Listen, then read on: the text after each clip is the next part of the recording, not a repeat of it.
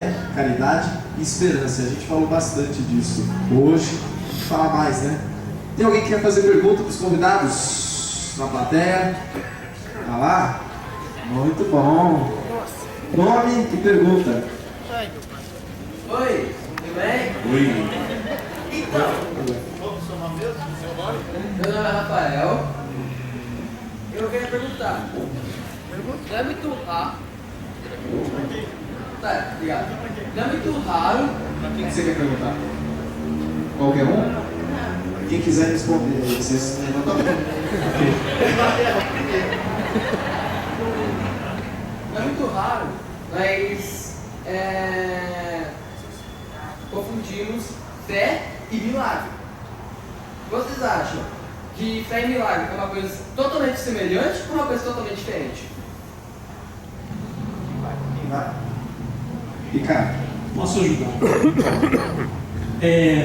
Na doutrina espírita, nós aprendemos que a palavra milagre, ela não significa, conforme o Abranches falou, uma mudança das leis divinas. Ok? Deus, ele não é caprichoso. Ele não é um Deus que, para se confirmar, precisa ficar realizando milagres para isso. O milagre é sempre algo que, na nossa interpretação, nós desconhecemos. Então é algo admirável. A palavra milagre significa algo admirável. Esse algo admirável, a doutrina espírita vem nos ajudar a esclarecer como é que acontecem coisas admiráveis, extraordinárias, como Jesus fazia. Ela vem explicar para nós que existem mecanismos na natureza que ainda desconhecemos, mas que, se nós, dotados de uma grande vontade e determinação, nós podemos colocar esses mecanismos em ação. Então, a força do pensamento é uma direção, a força da vontade é o que dá intensidade. E com isso a gente consegue movimentar recursos maravilhosos, como a gente usa, por exemplo, na aplicação do passe. O que Jesus tinha de excepcional é que, pela sua moralidade, pela sua evolução espiritual, ele conseguia acionar esses mecanismos de uma forma intensa, rápida e eficiente. Então, quando Jesus fala assim, as coisas que eu faço, vós podeis fazer e muito mais, ele está dizendo para a gente que nós temos um potencial dentro de nós, porque é uma coisa natural, está dentro da natureza, que nós podemos utilizar. Só que, puxa, não é com isso que a gente vai sair agora, né? Poxa, estou cheio de fé, vou ali na esquina e já vou começar a curar um monte de gente. Não, não vai ser assim. Até porque a fé, como mecanismo natural, ela é um processo, ela é uma energia que precisa ser desenvolvida, ampliada, e isso está associado à evolução do espírito. O espírito, na medida que ele está evoluindo, ele tem mais força para direcionar essas energias e aplicá-la com efetividade. Então, o que para nós hoje, nós somos uma pequena semente em potencial, e Jesus é um carvalho pronto. Nós temos em nós, nessa pequena semente, potenciais que, se desenvolvidos, nós realizaremos os milagres da fé. Respondido? Quem quer complementar? Só no complemento. Cristo, quando realizou as curas, sempre no final de cada uma ele colocou que a fé da pessoa é que se manifestava ali. Tiveram pessoas que pegaram na mão do mestre e não sentiram nada. Enquanto que exemplos como o da mulher hemorrágica que simplesmente resvalou nas vestes do mestre e se curou. E ele vira e ele sente a fé da mulher, e no meio da multidão ele para, alguém me tocou. Os apóstolos, mestre, mas tem no meio da multidão, como é que a gente vai saber quem que te tocou? Não, alguém me tocou. E ele olha no chão e vê a mulher já em prantos, agradecida. E ela agradece e ele fala, não, foi a tua fé que te curou. Né? Então depende da gente também. A confiança, a perseverança, como foi colocado aqui, fé e confiança em si mesmo também. né? Depende da gente, né? O Nietzsche, né, ele era contra essa ideia do Cristo Salvador. Na teoria do anticristo ele coloca a ideia, né, do anti-salvador, porque não é Cristo que vai nos salvar, assim nós mesmos. Depende de cada um. Cada um tem sua história, cada um tem sua caminhada, cada um é uma estrela em potencial. Eu gostaria de acrescentar uma reflexãozinha a esse respeito, porque quando a gente fala aqui de evolução moral, nós estamos falando de uma coisa que às vezes nós fazemos confusão. Aqui foi falado no começo da palavra fides e crede. Isso. Ok? A palavra fé vem de fides, do latim, fidelidade. Só que fides é um substantivo. Acontece que na prática da fé, a palavra fides não cai tão bem. Então usa credere. Credere é crer, é o ato de exercitar a fé. O problema é que essa palavra crer, ela tirou um sentido essencial da palavra fides. E a palavra fides significa sintonia, harmonia. Ela vem do entendimento de que a fidelidade é estar em sintonia e em harmonia com Deus.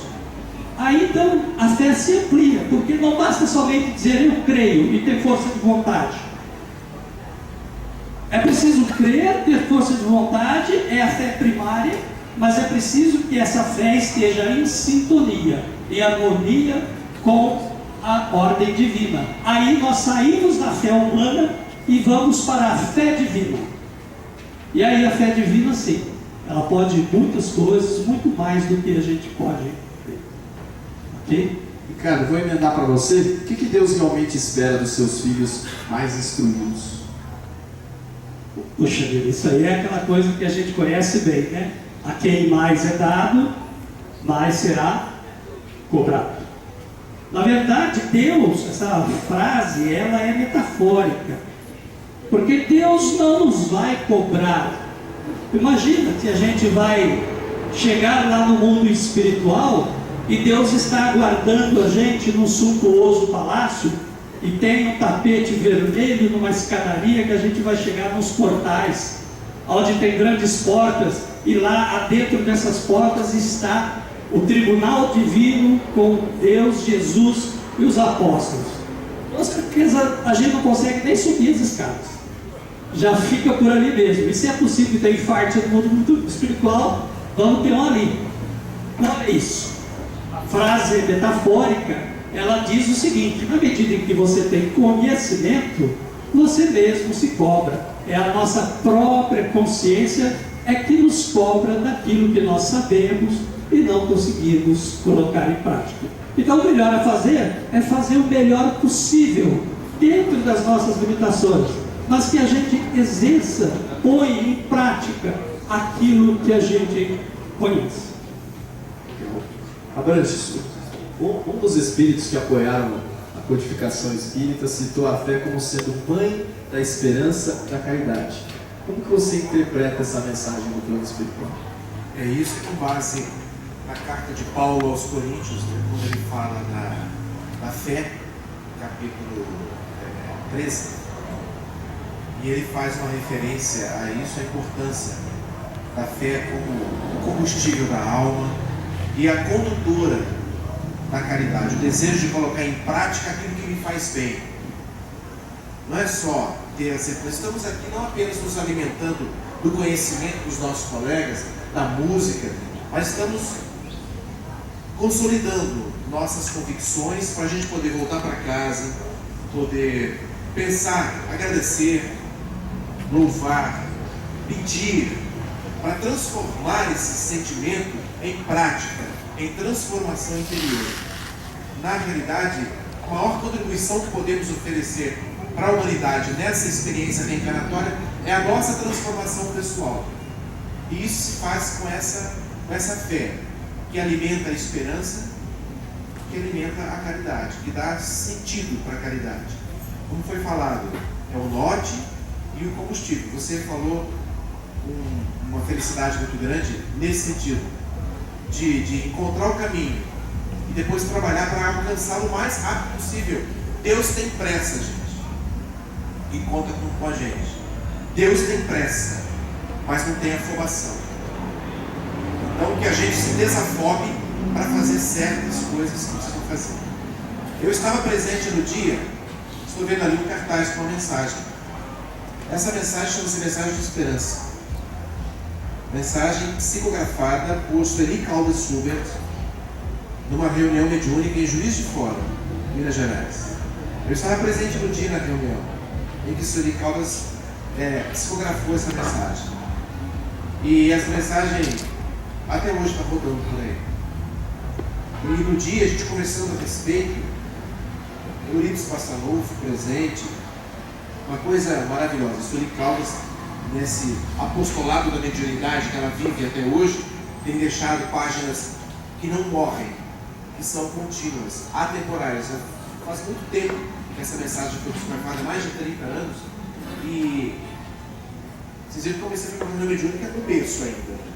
Então, Sueli Caldas estava nessa época já com a sua maturidade mediúnica muito interessante, e Eurípides deixando essa mensagem de não vamos desistir do Brasil, não vamos desistir das transformações que a gente quer, mas também não vamos desistir de nós, da mudança que nós precisamos. Tem muita coisa para mexer, para melhorar aqui dentro, e isso se faz com essa fé que nós estamos trabalhando e tomando mais consciência. Alguém tem pergunta da plateia? Aqui do outro lado. Alguém quer fazer alguma pergunta? Não? Estão tímidos hoje, formato novo. Eu só não tenho dúvida, rapaz. Não tem, né? Achando o quê? Julião, você acha que a fé raciocinada e o esclarecimento espírita são garantias de uma vida feliz?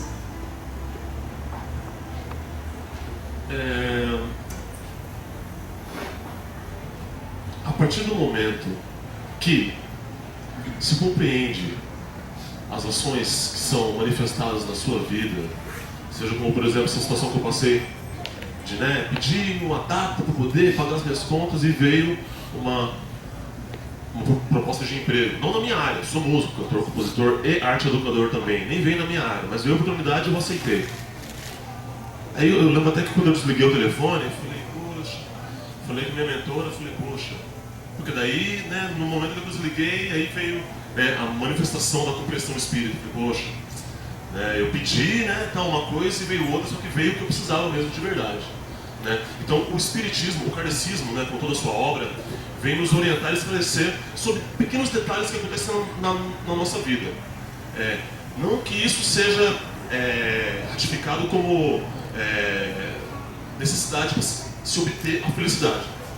As pessoas que não têm essa fé esclarecida e conseguem viver muito bem, porque lá no fundinho do coração dela, inconscientemente, ela consegue compreender as coisas da maneira dela, mas consegue compreender, mesmo não sendo um kardecista, então assim, quando ele acontece o desencarne, quando chega do outro lado, ele só, nossa, então é assim que funcionava, então eu não sabia quando eu estava encarnado, mas agora, nossa, que bacana, que legal, como é que funciona aqui? E a partir daí sim é esclarecido e tudo mais. Então, enquanto encarnado, não necessariamente todo esse esclarecimento que o Espiritismo nos traz é sinônimo de felicidade. A felicidade pode vir de outra forma, nas boas ações do dia a dia, no amor para com o próximo.